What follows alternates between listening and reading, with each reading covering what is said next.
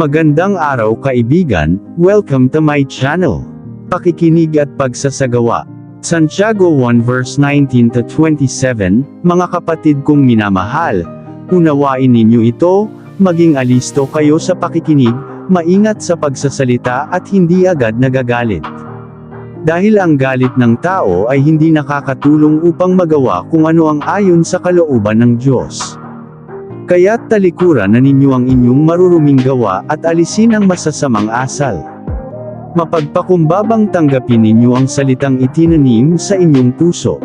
Ito ay may kakayahang magligtas sa inyo. Mamuhay kayo ayon sa salita ng Diyos. Kung ito'y pinapakinggan lamang ninyo ngunit hindi isinasagawa, dinadaya ninyo ang inyong sarili. Sapagkat ang nakikinig ng salita ngunit hindi sumusunod dito ay katulad ng isang taong tumitingin sa salamin, at pagkatapos makita ang sarili ay umaalis at kinakalimutan ang kanyang anyo. Ang taong nagsasaliksik at nagpapatuloy sa pagsunod sa kautosang ganap na nagpapalaya sa tao ang pagpapalain ng Diyos sa lahat ng kanyang gawain.